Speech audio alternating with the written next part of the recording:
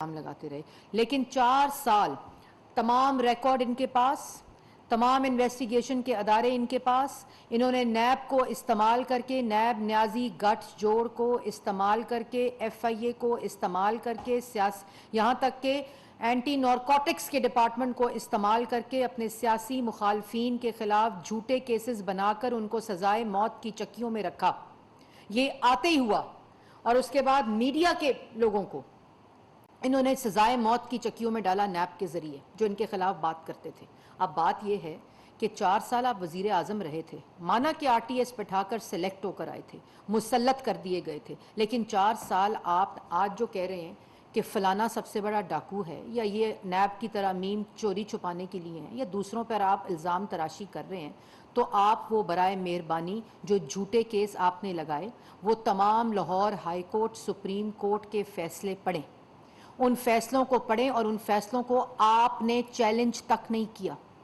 जितने फैसले हों, शहबाज शरीफ साहब का फैसला हो, हमजा शहबाज का फैसला हो, मरियम नवाज का फैसला हो, जरदारी साहब का फैसला हो, साद रफीक का फैसला हो, सलमान रफीक का फैसला हो, शाहिद खकान का फैसला हो, हनीफ अब्बासी का फैसला हो, राना सनाउल्लाह का फैसला हो, जिनकी बेल के केस की सुनवाई के दरमियान जज को चेंज किया इन्होंने अपने इख्तियारात का इस्तेमाल करके। इन्होंने किसी फैसले को सुप्रीम कोर्ट चैलेंज नहीं किया और जितने फैसले आए उसमें लिखा गया कोई चोरी नहीं हुई, कोई मनी लॉन्ड्रिंग नहीं हुई, कोई इख्तियारात का इस्तेमाल नहीं हुआ, कोई कमीशन नहीं हुई, किसी किस्म की कोई खुर्द बुर्द नहीं हुई।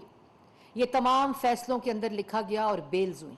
सुप्रीम कोर्ट ने साद रफीक साहब के फैसले में क्या टकिया आवाम सुने, और ये तमाम फैसले जो हैं ये पब्लिक डोमेन के अंदर, ये पब्लिक इंफॉर्मेशन है। ये मैं आपके लिए बताना चाहती हूँ, पाकिस्तान की आवाम को बताना चाहती हूँ, ये मेरा फ़र्ज़ है कि सही खबर की रसाई आप तक जो की जाए। तमाम फैसलों के अंदर ये लिखा है कि ये तमाम चीज़ें, और सुप्रीम कोर्ट का साद रफीक साहब का फैसले में ये लिखा है कि ये नैब पॉलिटिकल इंजीनियरिंग के लिए इस्तेमाल हो रहा है, ये ह्यूमन राइट्स की वायलेशन हो रही है, ये सियासी इंतकाम है जो 4 साल इमरान खान ने किया। और उसके बावजूद इन्होंने नेशनल क्राइम एजेंसी को तमाम डेटा भेजा, वहां से इनको तमाचे पड़े, वहां उन्होंने कहा कि किसी किस्म की मनी लॉन्ड्रिंग नहीं हुई, और फिर उन्होंने कहा नहीं जी हमने तो केस शहबाज शरीफ के खिलाफ नहीं बनाया, हमने तो उनके बेटे के खिलाफ बनाया था, NCA का फैसला मौजूद है। इन्होंने डेविड रोज को बुलाकर स्टोरीज प्लांट करवाई। शहजाद अकबर साहब को यह काम करने के लिए एसेट रिकवरी यूनिट, जो कि असल में एसेट मेकिंग यूनिट था इमरान खान साहब का, उसके लिए रखा गया। ये वो तमाम शवाहिद इस वक्त तमाम सरकारी रिकॉर्ड का हिस्सा हैं, और आज ये फिर इल्जामात। तुम 4 साल करते क्या रहे हो? आपने 4 साल, अगर कोई मनी लॉन्ड्रिंग हुई थी, अगर कोई करप्शन थी, AG ऑफिस आपके पास, FIA आपके पास, नैब आपके पास, प्राइम मिनिस्टर का एसेट रिकवरी यूनिट आपके पास, आपको और क्या चाहिए था चोरी साबित करने के लिए? जो फैसले हाई कोर्ट्स के आए आपने उनको चैलेंज नहीं किया। आपकी जो नैब था वो जब सबूत देने का टाइम आता था तो वो सबूत देने की बजाय भाग जाते थे। सुप्रीम कोर्ट से आपने शहबाज शरीफ की बेल के खिलाफ जो अपील की, आपने वो अपील विड्रॉ की, क्योंकि और अपील को विड्रॉ करने का मतलब ये होता है कि वो फैसला बिल्कुल दुरुस्त था कि मनी लॉन्ड्रिंग और करप्शन नहीं हुई। आपने अपनी अपील को नईम बुखारी साहब ने विड्रॉ किया, आपको शर्म नहीं आती? और जो बैरूनी मुल्क साजिश का आज आप दोबारा राग अलाप रहे थे, उस साइफर का 8 मार्च को इमरान खान को साइफर मिला था। ये इमरान खान साहब ने बताया कि 7 मार्च को साइफर मिला और 8 साइफर आया और 8 मार्च को ये इंफॉर्मेशन शुरू हुई। 8 मार्च को जब आपको बैरूनी मुल्क आलमी साजिश का पता चल गया, ये पाकिस्तान की आवाम के लिए सवाल है कि 8 मार्च को इमरान खान को जब आलमी साजिश का उस साइफर से पता चल गया जो बकौल उनके हुई थी, तो फिर उस आलमी साजिश के खिलाफ इंक्वायरी इमरान खान ने कमीशन बनाकर क्यों नहीं शुरू करवाई? ये पाकिस्तान की आवाम सवाल पूछती है कि जब इनके पास साइफर आ गया था और इनको इतनी बड़ी साजिश का, जो वो कहते हैं मैंने 3 दफा पढ़ा तो मुझे पता चला, मुझे ये ख्याल नहीं आ रहा था कि ये सच है, तो उसके खिलाफ इंक्वायरी क्यों नहीं स्टार्ट की, कमीशन क्यों नहीं बनाया? उसी वक्त जब इनको पता चला कि ये साजिश हुई है, जब इनको पता चला साइफर आ गया और ये इनके बकौल अगर साजिश हो रही थी, तो इन्होंने असेंबली तहलील क्यों नहीं की? इन्होंने पार्लियामेंट असेंबलियां तहलील क्यों नहीं की? पंजाब हुकूमत इनके पास, वफाक हुकूमत इनके पास, खैबर पख्तूनख्वा की हुकूमत इनके पास, क्यों नहीं असेंबली तहलील हुई? क्यों नहीं इलेक्शन कॉल हुए? क्यों 28 मार्च तक का इंतजार किया, जब कागज लहरा कर कहा कि आलमी साजिश हो गई, जब अदम एतमाद इनके खिलाफ कामयाब हो गया उस वक्त? और फिर हर वक्त कहते हैं न्यूट्रल को मैं कह रहा था कि मदाखलत करें, न्यूट्रल को कह रहे थे मदाखलत करें। ये आर्टिकल 6 का मुकदमा है इमरान खान साहब, ये आइन शिकनी, जिस आइन शिकनी, और कह रहे हैं कि मैं हमजा शहबाज के केस के खिलाफ जो पंजाब में हुआ है उस केस के खिलाफ मैं सुप्रीम कोर्ट जाऊंगा।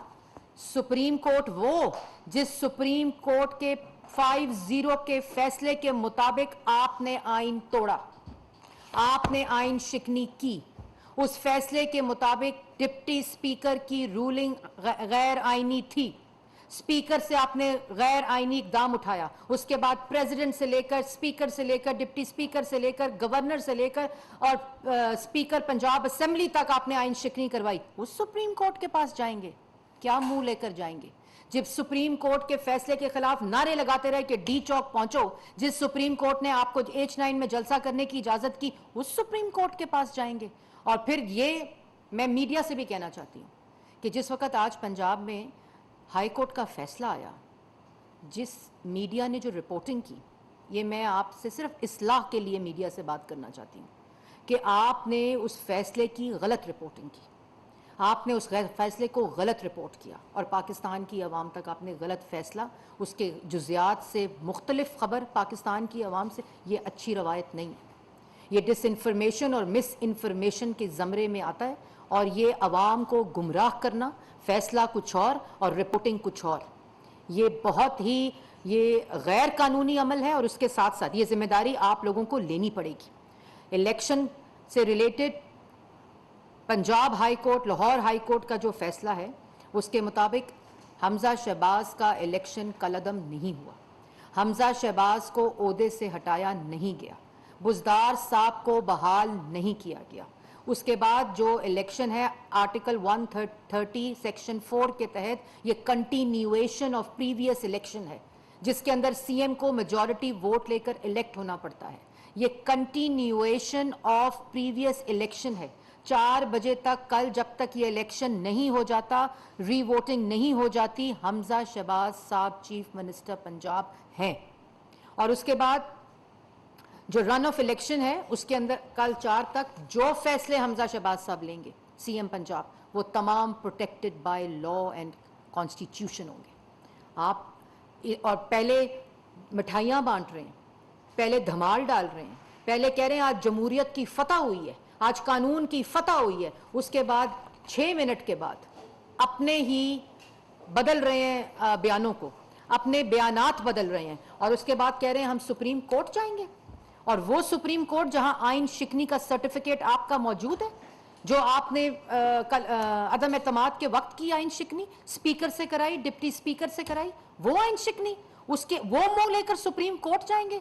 आपका मसला ये है कि आपने मानना नहीं है, आपका मसला ये है कि आपने गाली देनी है, इंतशार फैलाना है, अफरा तफरी फैलानी है। आपने नहीं मानना कि आपका इक्तदार खत्म हो चुका है, आपने नहीं मानना कि आपकी हुकूमत नहीं रही है और जो आपके खिलाफ फैसला देगा आप उस पर चढ़ाई करेंगे। कभी सुप्रीम कोर्ट पे चढ़ाई करते हैं, कभी इलेक्शन कमीशन जिसने आपका फैसला देना है, आज कह रहे हैं कि इलेक्शन कमीशन जो है वो जानिबदार बना हुआ है और आप उस पर चढ़ाई करते हैं रोज सुबह दोपहर शाम, क्योंकि आपने मानना नहीं है। आप ये कह रहे हैं कि हमें रहने देते, क्योंकि हमने अगर महंगाई की थी तो आपने खाली महंगाई नहीं की थी, आपने पाकिस्तान के अवाम के पैसे पर हर शोबे में डाका डाला हुआ है। और अगर आपके पास ये तमाम चीजें मौजूद थी जिसका आप आज राग अलाप रहे थे, आपका ये तमाशा बंद होना चाहिए। अवाम को भी ये बात समझनी चाहिए कि 4 साल ये शख्स मुल्क के ऊपर मुसल्लत रहा है, ये इस मुल्क का सिलेक्टेड ही सही वजीर आजम रहा है, सारा सरकारी रिकॉर्ड इसके पास थे और जाती मफाद की बात कर रहे थे कि ये जो लोग मुसल्लत किए गए हैं ये जाती मफाद है। जाती मफाद वो होता है कि फराह गोगी को इस्तेमाल करके हीरे बांटो, फराह गोगी को इस्तेमाल करके जमीनें खरीदो, फराह गोगी को इस्तेमाल करके तकर्री पे, तानियाती पे, हर चीज के ऊपर डाके डालो। जाती मफाद ये होता है कि बनी गाला को मनी गाला की तरह इस्तेमाल करो। जाती मफाद ये होता है कि कार्टल्स और माफियाज को बिठाकर हर मिनिस्ट्री के अंदर डाके डालो, और आज जिसका खमियाजा हमें भुगतना पड़ रहा है और अवाम को भुगतना पड़ रहा है, ये होता है जाती फायदा। इमरान खान साहब, 4 साल आप नवाज शरीफ के खिलाफ, शहबाज शरीफ के खिलाफ और किसी सियासी मुखालिफ के खिलाफ जाती फायदा साबित नहीं कर सके। नवाज शरीफ की बात करते हैं कि नवाज शरीफ जो है वो चोर है, पहली बात, और अपना मुआवजा नवाज शरीफ के साथ कर रहे थे। नवाज शरीफ अगर पाकिस्तान की तारीख में 3 दफा मुंतखब वजीर आजम बना है तो वो पाकिस्तान के अवाम के वोट से बना है, पाकिस्तान के अवाम के एतमाद से बना है, और उस वोट और एतमाद को और उस मैंडेट को इस्तेमाल करते हुए नवाज शरीफ ने इस मुल्क को एटमी कुव्वत बनाया, इस मुल्क को मोटरवे दी, इस मुल्क को पब्लिक ट्रांसपोर्ट दी, इस मुल्क को बिजली दी, इस मुल्क को गैस दी, इस मुल्क की महंगाई में कमी की, इस मुल्क को सीपैक दिया, मुल्क की तरक्की को 6% पर लेकर गए। ये किया नवाज शरीफ ने। अगर आज किसी भी मंसूबे की ईंट उठाओ उसके ऊपर नवाज शरीफ का नाम है, और किसी भी शोबे और मंसूबे के अंदर डाके की ईंट उठाओ तो उसके ऊपर इमरान खान का नाम है। आप नवाज शरीफ से मुकाबला करने से पहले या मुआवजा करने से पहले अपनी शक्ल को आईने में देखें, और जिसके ऊपर चोरी का इल्जाम लगा रहे हैं उसके ऊपर चोरी का इल्जाम अब बतौर वजीर आजम, चीफ एग्जीक्यूटिव ऑफ पाकिस्तान जो है वो साबित नहीं कर सके। आपको शर्म आनी चाहिए झूठ बोलते हुए। और जो बैंक करप्ट इकोनॉमी की बात कर रहे थे, जब नवाज शरीफ इस मुल्क से गया तो बैंक करप्ट इकोनॉमी नहीं थी, 6% के ऊपर मुल्क तरक्की कर रहा था, 2.3% पे महंगाई थी, सीपैक थी, 14,000 मेगावाट के बिजली के मंसूबे बनकर पाकिस्तान की आवाम को मिलकर जीरो लोड शेडिंग थी। उसके बाद मोटरवेज बने, पब्लिक ट्रांसपोर्ट बनी। जब नवाज शरीफ गया तो मुल्क की इकोनॉमी बैंक करप्ट नहीं थी। आज मुल्क की इकोनॉमी, पाकिस्तान की आवाम, आपकी नालायकी, आपकी नाअहली और आपका जो डाका हर शोबे में, उसकी वजह से ये आज महंगाई की चक्की में पिस रहा है, और आज वो मुश्किल फैसले हमें करने पड़ रहे हैं। उसके साथ आखिर में जो बात है कि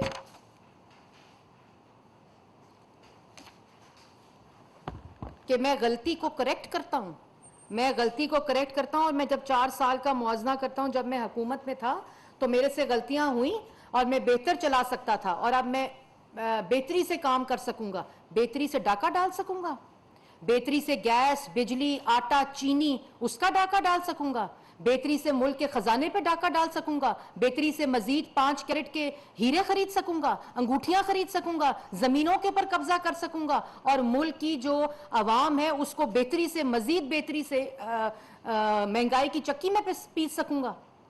ये आप बेहतरी लाएंगे। और शफाफ इलेक्शन, अगर शफाफ इलेक्शन कराने थे, अगर आपको पता था बैरून मुल्क साजिश हुई है, तो 7 मार्च और 8 मार्च को जब आपको साइफर मिला था, आप इलेक्शन कॉल करते, आप मुल्क के अंदर असेंबली तहलील करते, इस साइफर के खिलाफ इंक्वायरी करवाते। आपको मालूम था कि आप झूठ बोल रहे हैं, आपको ये ख्याल ही नहीं था कि अदम एतमाद और इत्तेहादी जो है, वो अदम एतमाद आपके खिलाफ कामयाब हो जाएगी और इत्तेहादी आपको छोड़ जाएंगे। और शफाफ इलेक्शन की बात करते हैं वो शख्स जिसने डस्का में इलेक्शन कमीशन का अमला चोरी किया, जिसने RTS को बिठाकर 2018 में पाकिस्तान की आवाम का मैंडेट चोरी किया, और उस चोरी किए हुए मैंडेट के साथ पाकिस्तान की आवाम पे डाका डाला, उनकी जेबों पे डाका डाला, महंगाई की चक्कियों में पीसा।